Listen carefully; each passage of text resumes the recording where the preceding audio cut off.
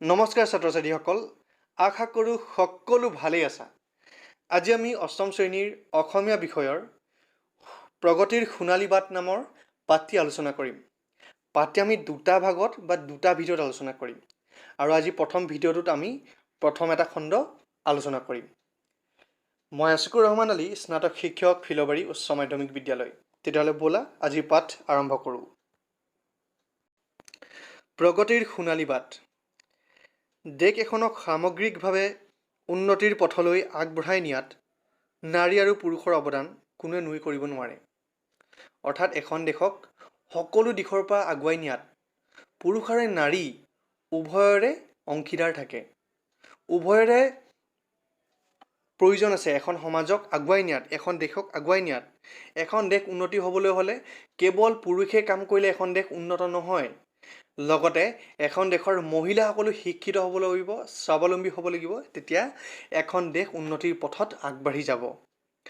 যিহেতু স্বাৱলম্বনী হৈছে প্ৰকৃত উন্নতিৰ মূল কথা, সেয়েহে দেশক উন্নতিৰ পথত আগুৱাই নিবলৈ প্ৰতিগৰাকী নাৰী বা পুৰুষ সকলো দিশতে স্বাৱলম্বী হোৱাটো প্ৰয়োজন।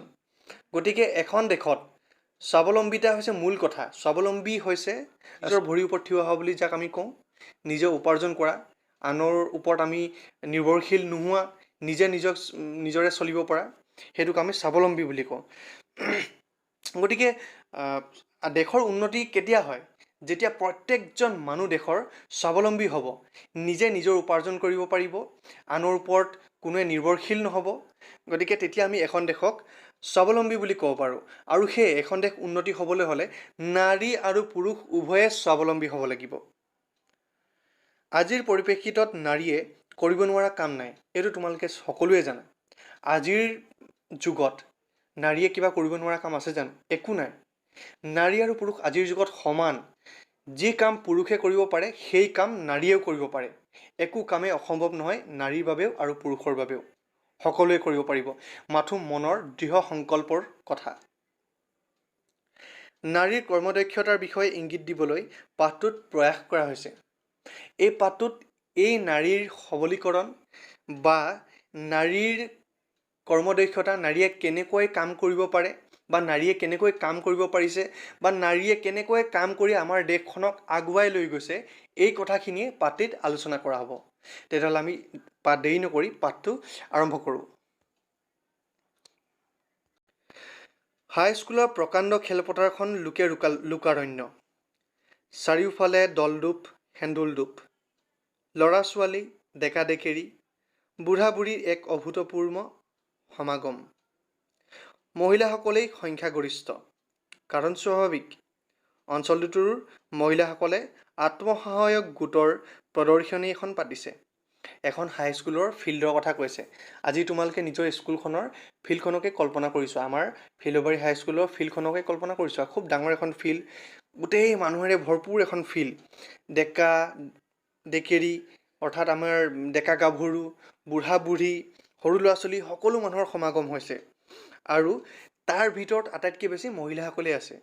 আৰু মহিলাসকল কিয় আছে বুলি কৈছে? কাৰণ তাত মহিলাসকলে এখন আত্মসহায়ক গোটৰ প্ৰদৰ্শনী পাতিছে, অৰ্থাৎ আত্মসহায়ক গোটৰ এটা মেলা পাতিছে।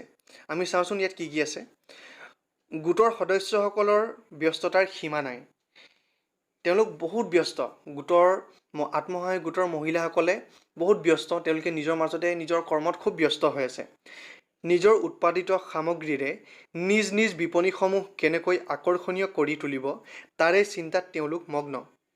নিজ উৎপাদিত সামগ্ৰীৰে অৰ্থাৎ নিজে যি উৎপাদন কৰিছে, ঘৰত ধৰি লোৱা লাড়ু, পিঠা ইত্যাদি উৎপাদন কৰিছে, কোনোবা কাপোৰেৰে কিছুমান বস্তু তৈয়াৰ কৰিছে। গতিকে বিপণী মানে হৈছে দোকান, আৰু তেওঁলোকে এখন দোকান দিছে। আৰু তেওঁলোকে চিন্তা কৰিছে বা এই চিন্তাতে মগ্ন যে নিজৰ দোকানখন বা নিজৰ বিপণীখন কেনেকৈ খুব বেছি আকৰ্ষণীয় কৰিব পাৰি, খুব সুন্দৰ কৰি তুলিব পাৰি, সেই চিন্তাত তেওঁলোক মগ্ন হৈ আছে।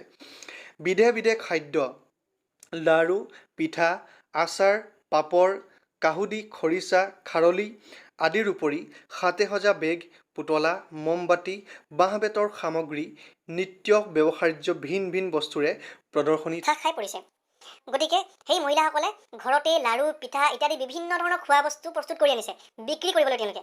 আৰু লগতে ঘৰতে তেওঁলোকে বেগ সাজিছে, পুতলা সাজিছে আৰু বাঁহ বেতৰ বিভিন্ন সামগ্ৰী সাজিছে ইত্যাদি সাজি মেলি তেওঁলোকে বজাৰলৈ লৈ আনিছে বিক্ৰী কৰিবলৈ। আৰু গোটেই সেই বজাৰখন সেই বস্তুবোৰেই ভৰি পৰিছে। এখন বিপণীত কেইগৰাকীমান মহিলাই এৰী সূতা কাটিছে। এচুকত মানুহৰ ভিৰ। তাত এৰী পলু পোহাৰ পদ্ধতি প্ৰদৰ্শন কৰা হৈছে। আৰু এখন দোকানত এৰী পলু, অৰ্থাৎ এৰী পলু হৈছে এক প্ৰকাৰৰ পোক, য'ৰ পৰা কাপোৰ তৈয়াৰ হয় বা সূতা তৈয়াৰ হয়। আৰু এগৰাকী মহিলাই সূতা কাটি আছে আৰু সেই এচুকতে মানুহৰ ভিৰ হৈছে।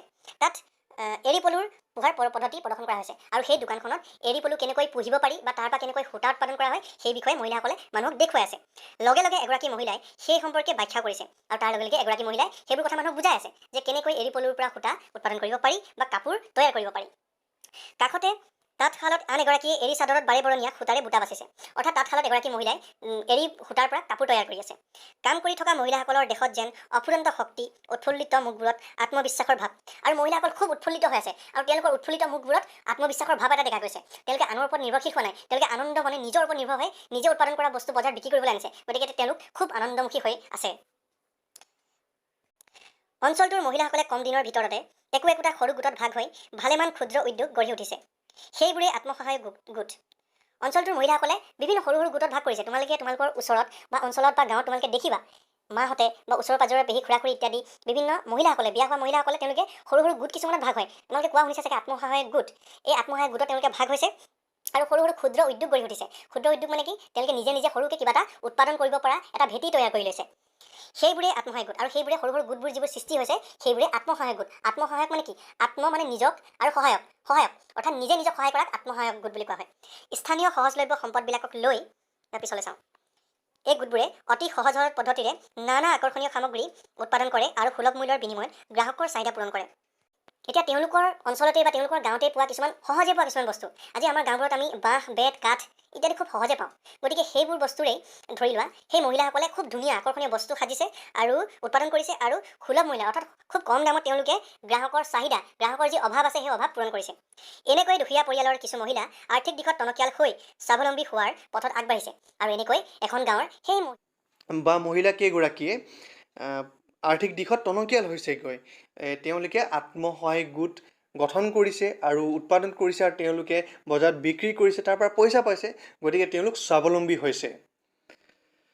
দূৰ দূৰণিৰ পৰা আহি সমবেত হোৱা ক্ৰেতা আৰু দৰ্শক মণ্ডলী প্ৰদৰ্শনীৰ প্ৰশংসাত পঞ্চমুখ। আৰু দূৰ দূৰণিৰ পৰা যিমানবোৰ মানুহ আহিছে সকলোৱে তেওঁলোকৰ ইমান ধুনীয়া উৎপাদনবোৰ দেখি, ইমান ধুনীয়া লাড়ু পিঠা ইত্যাদি হাতেৰে সজা বস্তুবোৰ দেখি মানুহবোৰে খুব বেছি প্ৰশংসা কৰিছে আৰু প্ৰশংসাত তেওঁলোকক উপচাই পেলাইছে। সেইটোক আমি প্ৰশংসাত পঞ্চমুখ হোৱা বুলি কওঁ। তেওঁলোকো মহিলাসকলৰ সমানেই উৎসাহী আৰু আন যিসকল মানুহ চাবলৈ আহিছে তেওঁলোকো খুব উৎসাহী হৈছে সেই মহিলাসকলক দেখি। চাকৰি বিচাৰি হাবাথুৰি খোৱাসকলৰ মুখত আশাৰ ৰেঙনি। আৰু চাকৰি বিচাৰি যিসকল লোকে হাবাথুৰি খাইছে, অৰ্থাৎ যিসকল লোক পঢ়িলে শুনিলে বা তেওঁলোকে শিক্ষা শেষ কৰিছে কিন্তু চাকৰি পোৱা নাই, তেওঁলোকে স্বাৱলম্বী হোৱা নাই, তেওঁলোকক সেই মহিলাসকলক দেখি আশাৰ ৰেঙনি এটা দেখিছে। অৰ্থাৎ তেওঁলোকেও সেই মহিলাসকলৰ যি উপাৰ্জন কৰাৰ পদ্ধতি দেখিছে সেইটো দেখি তেওঁলোকক খুব বেছি উৎসাহী হৈ আহিছে। নিবনুৱা জীৱন যাপন কৰা যুৱক যুৱতীসকলে যেন নতুন পথৰহে সন্ধান পাইছে। আৰু নিবনুৱা যিসকল লোকে পঢ়ি শুনি চাকৰি পোৱা নাই সেইসকল লোকে এক নতুন পথৰহে সন্ধান পাইছে। অৰ্থাৎ তেওঁলোকেও সেই মহিলাসকলক দেখি সেই পথ দেখি তেওঁলোকে সন্ধান পাইছে, তেওঁলোকে কিবা এটা কৰিবলৈ উৎসাহ পাইছে, তেওঁলোকেও আগবাঢ়ি যোৱাৰ উপক্ৰম হৈছে। এনে উৎসাহৰ কাৰণো আছে।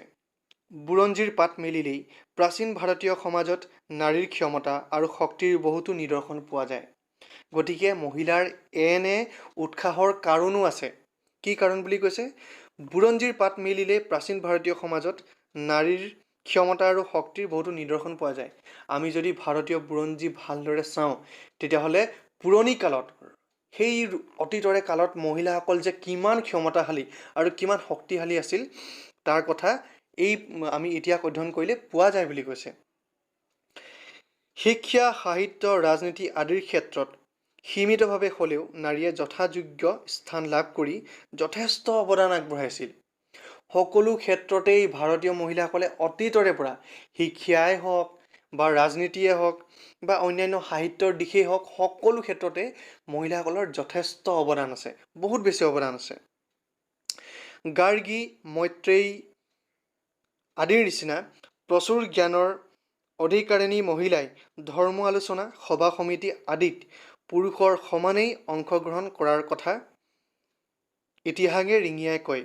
গাৰ্গী, মৈত্ৰেয়ী সেই অতীতৰ ইতিহাস আমি যদি অধ্যয়ন কৰোঁ, খুব গুৰুত্বপূৰ্ণ কেইটামান নাম, আৰু সেই নামবোৰ যেতিয়া আমি পাম বা আমি যদি তেওঁলোকৰ জীৱনকাল চাওঁ, আমি গম পাওঁ তেওঁলোক সকলো ক্ষেত্ৰত ধৰ্ম আলোচনা, সভা সমিতি ইত্যাদিৰ ক্ষেত্ৰত পুৰুষৰ সমানে তেওঁলোকৰ অৱদান আছে। তেওঁলোকে খুব বেছি সামাজিক কামবোৰত অংশগ্ৰহণ কৰিছিল। কিন্তু এইবোৰ ভাৰতৰ নাৰী সমাজৰ সুদীৰ্ঘ ইতিহাসত এক জিলিঙনিহে মাথোন। কিন্তু এইবোৰ ভাৰতীয় নাৰী সমাজত ইতিহাসৰহে এক জিলিঙনি মাথোন। অৰ্থাৎ অতীততে সেইটো ধাৰা আছিলে, কিন্তু এতিয়া কি হ'ল চাওঁ। বিভিন্ন কাৰণত নাৰী সমাজলৈ ধীৰ গতিত অমানিশাৰ অন্ধকাৰ নামি আহিল আৰু এটা সময়ত তেওঁলোকৰ কাম কাজ ঘৰৰ চাৰিবেৰৰ মাজত সীমাবদ্ধ হৈ পৰিল। বিভিন্ন কাৰণত অৰ্থাৎ নাৰী সমাজৰ মাজত বিভিন্ন ধৰণৰ অন্ধবিশ্বাস আহিলে, আৰু আমাৰ সমাজখনৰ বিভিন্ন ধৰণৰ অন্ধবিশ্বাসৰ ফলত নাৰীসকলক কেৱল ঘৰৰ চাৰিবেৰৰ মাজত তেওঁলোকক ভাত বনোৱা বা ঘৰৰ কাম কৰা ইত্যাদি কামতেই আবদ্ধ কৰি ৰাখিলে। সেইবাবে তেওঁলোকৰ জীৱনলৈ অন্ধকাৰ নামি আহিল বুলি কৈছে। গতিকে পিছলৈ চাওঁ। মহাত্মা গান্ধীয়ে প্ৰাক স্বাধীন কালতেই নাৰীক অৰ্থনৈতিকভাৱে স্বাৱলম্বী কৰাৰ কথা চিন্তা কৰিছিল। মহাত্মা গান্ধীয়ে অতীততেই, অৰ্থাৎ যেতিয়া আমাৰ দেশখন স্বাধীন হোৱা নাছিলে, যেতিয়া মহাত্মা গান্ধীয়ে দেশৰ স্বাধীনতাৰ বাবে যুঁজি আছিল, তেতিয়া মহাত্মা গান্ধীয়ে আমাৰ দেশখনক কেনেকৈ অৰ্থনৈতিকভাৱে স্বাৱলম্বী কৰি তুলিব পাৰি, সমূহ মহিলা আৰু পুৰুষক সেই কথাৰ ওপৰত গুৰুত্ব দিছিল। খাদী উদ্যোগেই আছিল এই ক্ষেত্ৰত গান্ধীজীৰ প্ৰথম পদক্ষেপ। খাদী উদ্যোগ মানে হৈছে কাপোৰ তৈয়াৰ কৰাৰ উদ্যোগ, আৰু কাপোৰ তৈয়াৰ কৰা উদ্যোগত খুব গুৰুত্ব দিছিল গান্ধীজীয়ে, আৰু তেওঁৰ এই পদক্ষেপে প্ৰথম আছিল বুলি কৈছে। তেওঁ গংগাবেন মজুমদাৰ নামৰ এগৰাকী বিধৱা মহিলাৰ দ্বাৰা গুজৰাটৰ সবৰমতী আশ্ৰমত খাদী কাপোৰ উৎপাদনৰ পাতনি মেলিছিল। তেওঁৰ গুজৰাটৰ যি সবৰমতী আশ্ৰম আছে, তাত এগৰাকী মহিলা, গংগাবেন মজুমদাৰ এগৰাকী মহিলাই খাদী উৎপাদনৰ অৰ্থাৎ খাদী কাপোৰ তৈয়াৰ কৰি এই উদ্যোগৰ পাতনি মেলিছিলে, এই উদ্যোগৰ প্ৰতিষ্ঠা কৰিছিল তাত। অসমীয়া মহিলাসকল এই দিশত যথেষ্ট আগৰণুৱা, আৰু আমাৰ অসমৰ মহিলাসকল বা অসমীয়া মহিলাসকল এই কাপোৰ উদ্যোগৰ ক্ষেত্ৰত, কাপোৰ তৈয়াৰৰ ক্ষেত্ৰত যথেষ্ট আগৰণুৱা। তোমালোকে নিজৰ যদি ঘৰখনতো চোৱা বা যদি নিজৰ গাঁওখনতো চোৱা, প্ৰায়ভাগ মহিলাকে দেখিবা তোমালোকে, মহিলাসকলে নিজৰ ঘৰতে তাঁতশালত কাপোৰ তৈয়াৰ কৰি ল'ব জানে অসমৰ মহিলাই। গতিকে খুব বেছি আগৰণুৱা বুলি কৈছে। মহাত্মা গান্ধীয়ে এবাৰ অসমলৈ আহোঁতে অসমীয়া শিপিনীয়ে বোৱা কাপোৰ দেখি স্তম্ভিত হৈ মন্তব্য কৰিছিল, অসমীয়া শিপিনীয়ে কাপোৰত সপোন ৰচিব পাৰে। অৰ্থাৎ মহাত্মা গান্ধীয়ে যেতিয়া অসমলৈ আহিছিল এবাৰ, আৰু তেতিয়া মহাত্মা গান্ধীয়ে অসমৰ মহিলাসকলে কেনেকৈ তাঁতশালত কাপোৰ তৈয়াৰ কৰিব পাৰে ইমান সুন্দৰকৈ, সেয়া দেখি তেওঁ মন্তব্য কৰিছিল যে অসমীয়া শিপিনীয়ে কাপোৰত সপোন ৰচিব পাৰে, অৰ্থাৎ খুব সুন্দৰ কাপোৰ তৈয়াৰ কৰিব পাৰে। গতিকে আজি আমি ভিডিঅ'টো ইমানতেই সমাপ্ত কৰোঁ। ইয়াৰ পৰৱৰ্তী পৰ্যায়ত আমি ভিডিঅ'টো আলোচনা কৰিম। ধন্যবাদ।